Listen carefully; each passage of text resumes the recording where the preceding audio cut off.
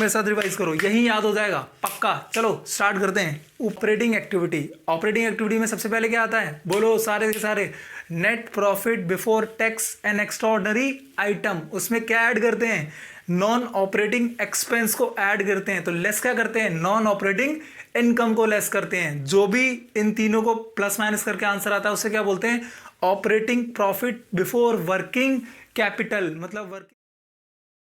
Hello everyone, कैसे हो आप लोग। आई होप आप लोग अच्छे हो गए, मैं भी बहुत अच्छा हूँ। आज की जो हमारी क्लास होने वाली है वो हमारी कैश फ्लो की सेकंड क्लास होने वाली है रिवीजन की, जिसके अंदर हम करेंगे ऑपरेटिंग एक्टिविटी के बारे में और उसके फॉर्मेट को समझेंगे और उसके क्वेश्चंस को डिस्कस करेंगे कि पेपर में कैसे कैसे क्वेश्चंस आते हैं। ठीक है, इससे पहले मैंने कैश फ्लो की फर्स्ट क्लास अपलोड कर दी है, तो जिसने नहीं देखी मैं उसका लिंक आई बटन में दे दूंगा, डिस्क्रिप्शन में दे दूंगा, वहाँ से चेक कर लेना। तो चलिए आज अपनी क्लास स्टार्ट करते हैं। My name is Arjun Singh, I have an experience in teaching more than 9 years और आप देख रहे हैं ASB कॉन्सेप्ट लर्निंग।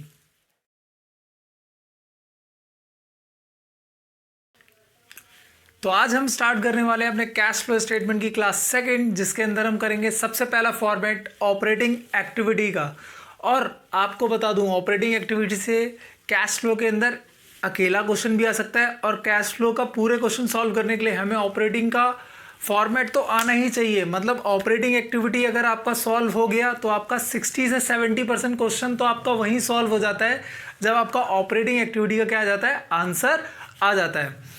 अगर जिसको ऑपरेटिंग, इन्वेस्टिंग और फाइनेंसिंग का मीनिंग समझना है, मैंने ऑलरेडी क्लास 1 के अंदर मैंने डिस्कस कर लिया है। जिसको नहीं पता मैं आई बटन में लिंक दे दूंगा और डिस्क्रिप्शन में दे दूंगा, वहाँ से चेक कर लेना। ठीक है, तो आज की क्लास स्टार्ट करते हैं, जिसके अंदर हम करेंगे ऑपरेटिंग एक्टिविटी का फॉर्मेट पूरा एकदम कॉन्साइज सबसे छोटे फॉर्म में समझेंगे।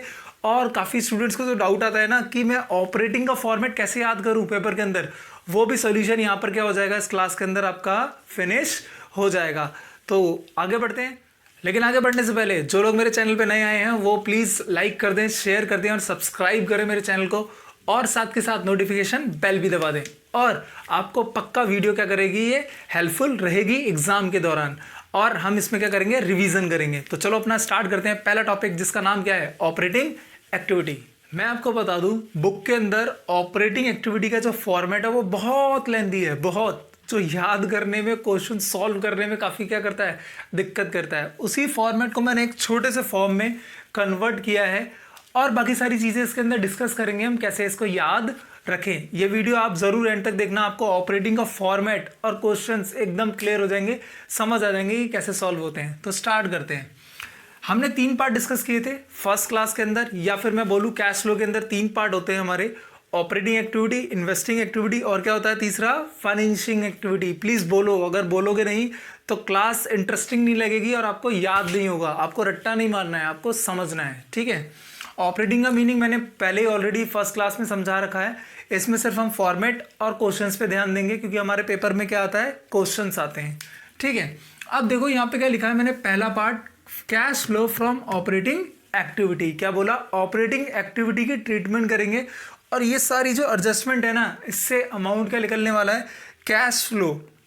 अगर प्लस में आएगा तो फ्रॉम यूज करने वाले हैं, अगर ये आंसर लास्ट में नेगेटिव आएगा तो हम क्या यूज करने वाले हैं, यूज्ड यूज करने वाले हैं। ठीक है, तो हम स्टार्ट करते हैं अपना पहला फॉर्मेट और पहला टॉपिक इसके अंदर। तो देखो, कैश फ्लो ऑपरेटिंग एक्टिविटी। आपको कैश फ्लो का क्वेश्चन कैसे स्टार्ट करना है, पहला आपका डाउट आता है ये। तो आपको करना क्या है, आपको सबसे पहले कैश फ्लो का फॉर्मेट बना लेना है। फॉर्मेट बनाने के बाद पहला पॉइंट जो मैंने लिखा है, आपको सेम टू सेम बिना क्वेश्चन को पढ़े हुए भी सॉल्व कर सकते हो ये लिखकर। ठीक है, आपको सिंपल सॉल्व करना है हमेशा, net profit before tax and extraordinary item. मतलब अगर आपका कैश फ्लो का क्वेश्चन आया, क्या बोला मैंने, अगर कैश फ्लो का क्वेश्चन आया तो आपको सबसे पहले ये फॉर्मेट बना लेना है, ऐसे ए लिख लेना है, cash flow from operating activity. Then उसके बाद क्या लिख लेना है, net profit before tax and extraordinary item आपको लिख लेना है। देखो यहाँ पर मैंने ब्रैकेट में लिखा हुआ है कि वर्किंग नोट नंबर 1, मतलब इसको हमेशा हम क्या बनाएंगे, वर्किंग नोट या नोट्स टू अकाउंट्स, जो भी आपका स्पेसिफाई होगा उसके अकॉर्डिंग हम बनाएंगे। और इसके लिए देखो, ये क्यों मैंने बोला अलग बनाने के लिए, अगर इनकेस हमारा कैश फ्लो गलत हो जाता है तो हमें ये अलग से शो करके हमारा क्या होता है, नंबर इंक्रीज करने में क्या करता है, ये हमारी हेल्प करता है। और पेपर में हमें कम से कम गलती करके ज़्यादा से ज़्यादा क्या करने हैं, नंबर स्कोर करने हैं, क्योंकि अकाउंट्स का पेपर पूरा अटेम्प्ट करने के लिए आपको पूरी प्रॉपर प्लानिंग चाहिए कि कैश फ्लो का स्टेटमेंट मैक्सिमम 10 to 12 मिनट्स के अंदर होना चाहिए। तो उसके हिसाब से ये पूरा याद होना चाहिए, समझ आना चाहिए कि क्या करना है, क्योंकि ज़्यादा सोचोगे तो दूसरे क्वेश्चन अकाउंट्स के क्या होंगे, छूटेंगे, और इसी की वजह से आपका अकाउंट्स का पेपर क्या होता है, पूरा अटेम्प्ट नहीं होता है। चलो पहले क्या बोला, net profit before tax and extraordinary item. अभी भूल जाओ, ये पूरा डिस्कस करूंगा आगे क्लास के अंदर, आप एंड तक देखना, क्लियर हो जाएगा। उसका कुछ अमाउंट आएगा, हम क्या कर देंगे, यहाँ पे लिख देंगे। देन हम ऐड क्या करेंगे, नॉन ऑपरेटिंग एक्सपेंस। क्या ऐड करेंगे, नॉन ऑपरेटिंग एक्सपेंस। फिर हम क्या माइनस करेंगे, नॉन ऑपरेटिंग इनकम। देखो इन सब की डिटेल डिस्कशन ये फॉर्मेट के बाद कराऊंगा मैं, पूरी की पूरी एंड तक बने रहे, मैं पूरा याद करा दूंगा ये एज इट इज और विद कॉन्सेप्ट के साथ, ठीक है। नॉन ऑपरेटिंग इनकम क्या करते हैं, लेस।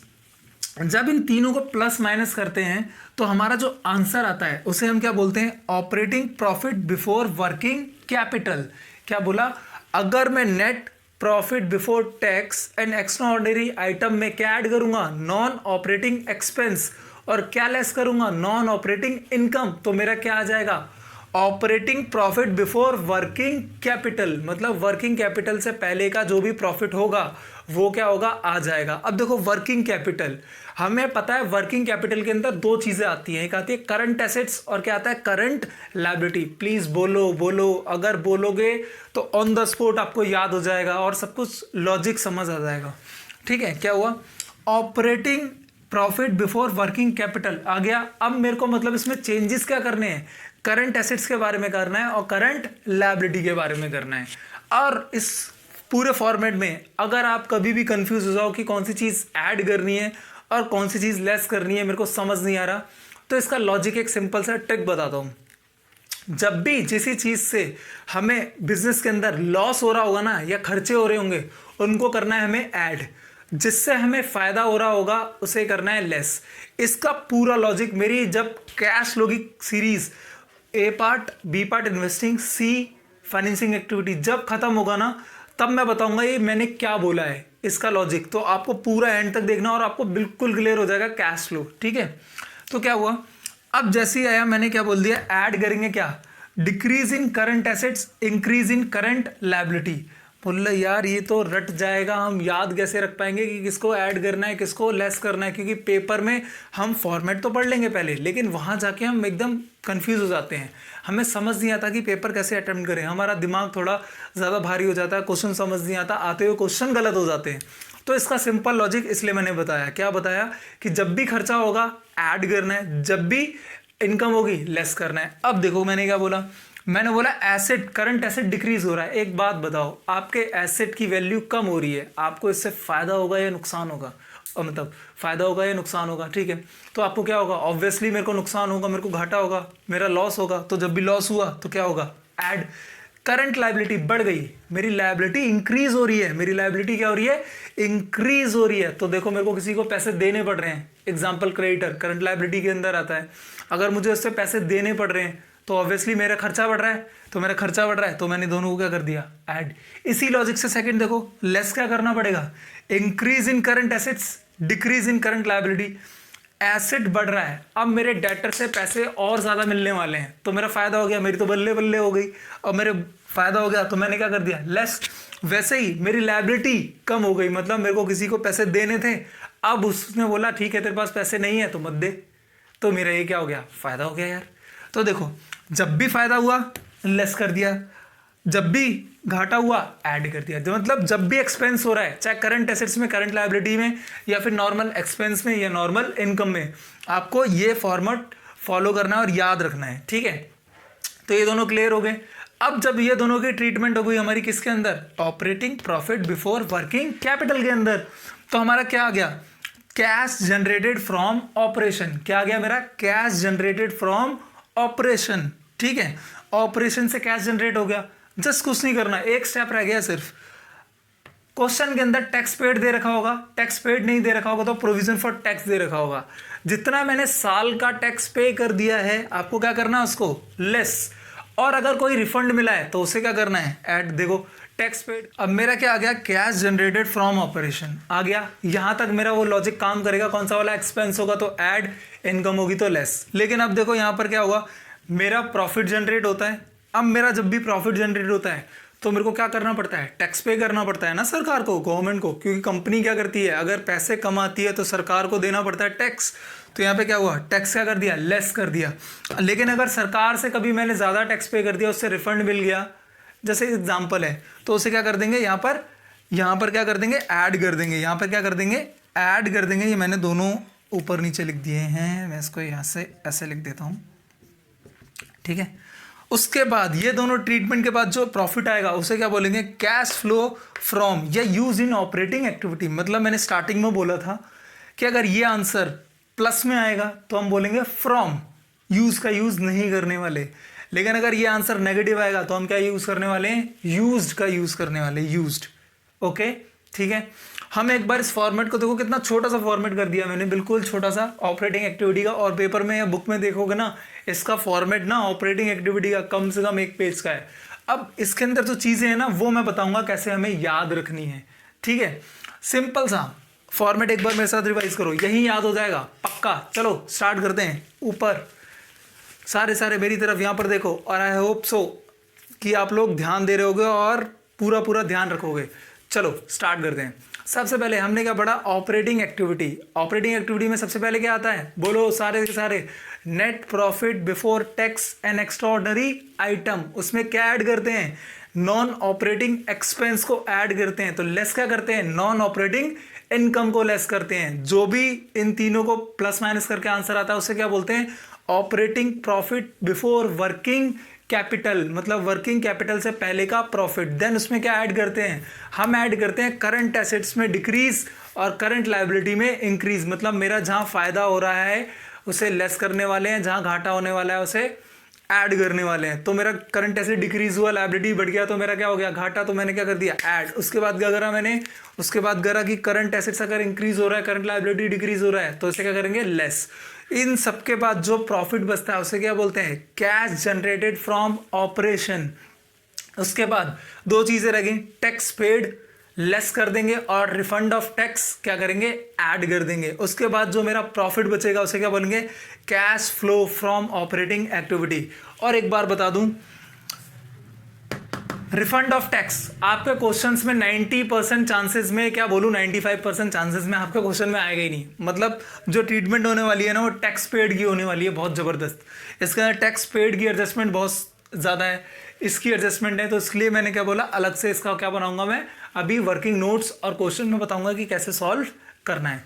आई होप आपको ये फॉर्मेट यहाँ तक बिल्कुल क्लियर होगा, कोई डाउट नहीं होगा, पक्का। तो चलो आगे चलते हैं। अब देखो मैंने क्या बोला था स्टार्टिंग में, net profit before tax and extraordinary item में क्या लिखा दिया मैंने यहाँ पे, वर्किंग नोट नंबर 1। ये हमेशा आपको वर्किंग नोट में बनाना है। क्यों बनाना है, क्योंकि आपको नंबर ग्रैब करने हैं ज़्यादा से ज़्यादा एग्जाम के अंदर, ठीक है।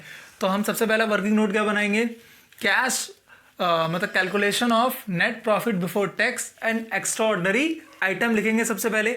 अब देखो कैलकुलेशन, आपकी बुक में ये सारी कैलकुलेशन एक में इकट्ठा कर दी है, तो आपका फॉर्मेट बहुत ज़्यादा बड़ा हो जाता है। तो लोगों को याद करने में स्टूडेंट्स काफ़ी कंफ्यूज होते हैं कि कैसे याद रखें, इसलिए मैंने इसको इतना रखा और सारा फॉर्मेट क्या कर दिया, अलग अलग तोड़ दिया। क्योंकि हमें अपने काम को छोटे छोटे पार्ट्स में याद करने में बहुत आसानी होती है, बाकायदा कि हम एक लंबा रट्टा मार के रखें, ठीक है।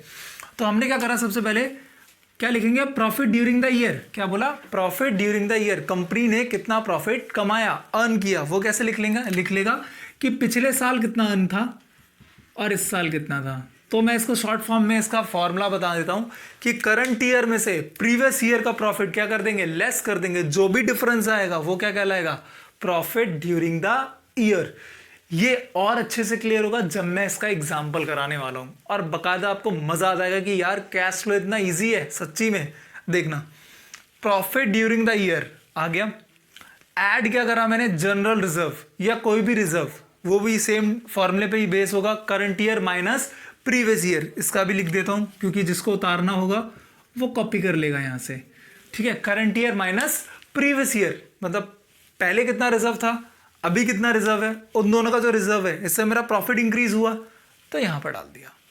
Same provision for tax. Provision for tax क्या होता है, देखो मैं ज़्यादा डिटेल अभी डिस्कस नहीं कर रहा हूँ, सारी की सारी डिस्कस डील करूंगा मैं जब क्वेश्चन आएगा, एक एक पॉइंट सिंगल पॉइंट डिस्कस करूंगा उसके साथ। यहाँ पे क्या बोला, प्रोविजन फॉर टैक्स, क्या लिखा मैंने, प्रोविजन फॉर टैक्स, क्या लिखा यहाँ पे, सिर्फ करंट ईयर, यहाँ प्रीवियस ईयर से कोई मतलब नहीं है भाई। करंट ईयर में मेरा कितना टैक्स बनता है मैं उसका पहले से ही प्रोविजन बना लूंगा कि मेरा इतना बनने वाला है, तो उसको क्या कर देंगे, ऐड, वो भी कि मेरा क्या होगा, प्रॉफिट में ऐड हुआ होगा या ऐड होगा, ठीक है। उसके बाद प्रपोज डिविडेंड। प्रपोज डिविडेंड क्या होता है, जब कंपनी बोलते हैं कि मैं तुम्हें डिविडेंड देने वाली हूँ, प्रपोज करती है, ठीक है, कि तुम्हें फ्यूचर में बेनिफिट मिलने वाला है। डिविडेंड का पूरा डिस्कस ना करते हुए मैं हिंट देता हूँ आपको कि डिविडेंड का मतलब क्या होता है। कंपनी में अगर किसी लोगों ने पैसा लगाती है तो कंपनी उसे जो बेनिफिट देती है in the form of benefit, जो उसको बोलते हैं उसे क्या बोलते हैं, डिविडेंड। देखो ये सिर्फ समझाने के लिए मतलब है, एक्चुअली ये मतलब नहीं है, बहुत सारा मतलब होता है, ठीक है। इंटीरियम डिविडेंड भी ऐसे ही है, सेम अभी सिर्फ समझ लो क्या क्या ऐड होने वाला है, और लास्ट में क्या लेस होने वाला है, रिफंड ऑफ टैक्स। जो मेरा ये अमाउंट आएगा वो कहाँ जाएगा, यहाँ पर। क्या बोला, net profit before tax and extraordinary item. अब देखो पेपर में कभी भी इतना सारी एडजस्टमेंट नहीं आने वाली, इसमें से एक दो ही आने वाली है। मैंने ये बना दिया कि अगर आए तो आपको सब पता होगी कौन सा अमाउंट कहाँ जाने वाला है, ठीक है। तो देखो सबसे पहले क्या होगा, प्रॉफिट ड्यूरिंग द ईयर आएगा, ऐड होगा, वो कैसे लिख लेगा, पिछले साल का प्रॉफिट और इस साल का प्रॉफिट दोनों का जो डिफरेंस होगा उसको ऐड कर देंगे यहाँ पे, मतलब लिख देंगे। फिर ऐड करेंगे जनरल रिजर्व। जनरल रिजर्व का भी सेम, पिछले साल मैंने कितना जनरल रिजर्व बनाया था प्रीवियस ईयर में, और इस साल मेरा करंट ईयर में कितना है, उन दोनों का difference. Then provision for tax current year, proposed dividend current year, ये सब क्या है, करंट ईयर के। इंटरिम डिविडेंड करंट ईयर, इनका किसी से भी कोई पिछला और अभी से कोई मतलब नहीं होता। लास्ट में रिफंड ऑफ टैक्स जो कभी मिलता ही नहीं है, और लेस कर देंगे, आंसर क्या आ जाएगा, दिस। वो कहाँ चला जाएगा, मेरा net profit before tax and extraordinary item में चला जाएगा, ओके।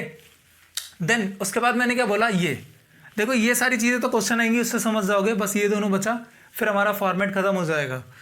नॉन ऑपरेटिंग एक्सपेंस, खर्चे। बिजनेस के अंदर खर्चे कैसे होते हैं बताओ, खर्चे डेप्रिसिएशन लगता है, ठीक है। आप इनको रट्टा नहीं मार सकते, लोग इनको रट्टा मार लेते कि यार ये ऐड होगा, नहीं नहीं नहीं, मैं कॉमन बता देता हूँ जनरली जो आता है पेपर के अंदर। एक डेप्रिसिएशन आता है, ऐड होगा भाई, लिख देंगे यहाँ पर क्यों डेप्रिसिएशन हो रहा है। उसके बाद क्या हो रहा है, गुडविल, पेटेंट्स, ट्रेडमार्क, कॉपीराइट, या फिर बोलो इंटेंजिबल एसेट्स। अब इंटेंजिबल एसेट्स की वैल्यू पिछले साल की और इस साल की वैल्यू, मतलब प्रीवियस ईयर की और करंट ईयर की वैल्यू जब मैच करेंगे ना, अगर गुडविल की वैल्यू, क्या बोला मैंने, अगर गुडविल की, पेटेंट की, कॉपीराइट यानी इंटेंजिबल एसेट की वैल्यू अगर डिक्रीज हो रही है तो इसका मतलब क्या हो रहा है, वो उसकी वैल्यू अमोटाइज हो रही है, मतलब उस पर भी क्या लग रहा है, डेप्रिसिएशन लग रहा है या फिर रिटर्न ऑफ हो रहा है, ठीक है। तो उसको क्या कर देंगे, ऐड। मैंने अपने डेप्रिसिएशन वाले चैप्टर में बताया था कि जब भी इंटेंजिबल एसेट्स पे डेप्रिसिएशन लगता है हम उसे डेप्रिसिएशन ना बोल के उसे अमोटाइजेशन बोलते हैं, ठीक है, पक्का।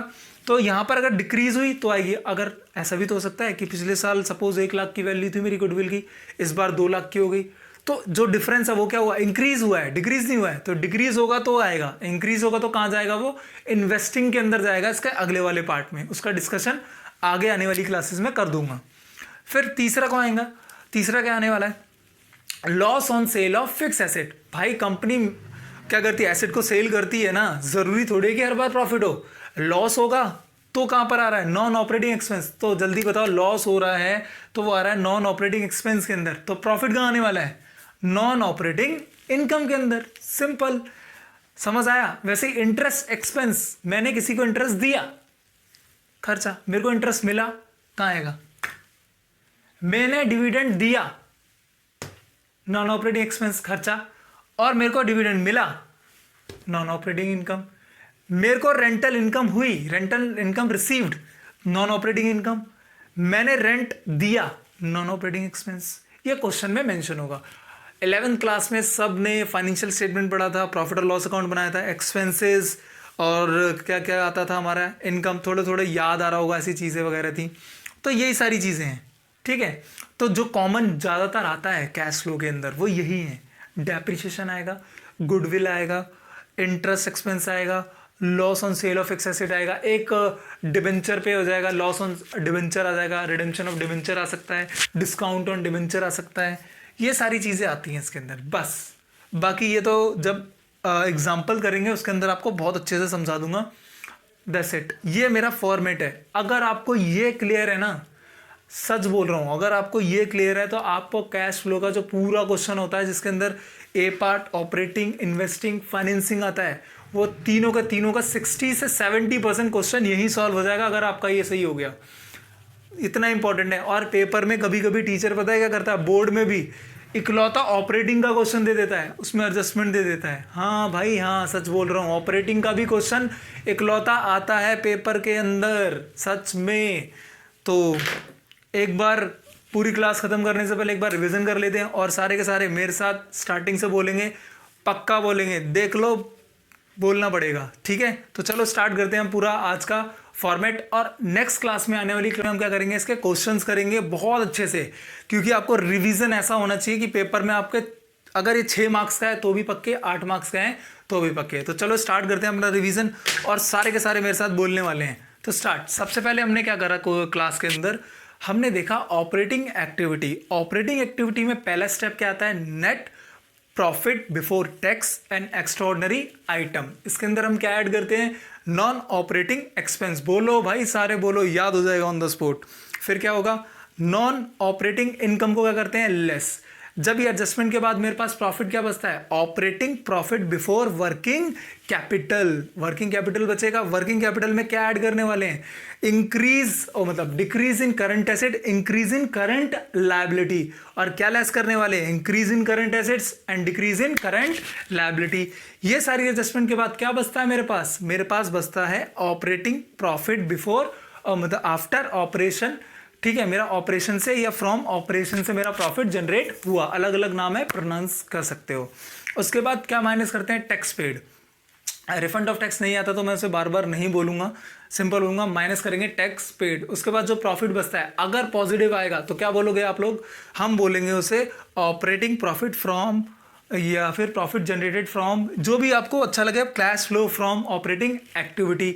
अगर नेगेटिव आएगा तो क्या बोलेंगे, cash flow use in operating activity, ठीक है। ये मेरा फॉर्मेट। अब पहला स्टेप मैंने क्या बताया था, net profit before tax and extraordinary item कैसे लिख लेगा। सबसे पहले हम क्या करेंगे, उसका अलग से वर्किंग नोट बनाएंगे, जिसके अंदर पहला क्या आएगा, प्रॉफिट ड्यूरिंग द ईयर। वो कैसे लिख लेगा, current year minus previous year amount. फिर ऐड होगा जनरल रिजर्व, ऐड होगा propose dividend, provision for tax, इंटीरियम dividend, less करेंगे रिफंड ऑफ टैक्स।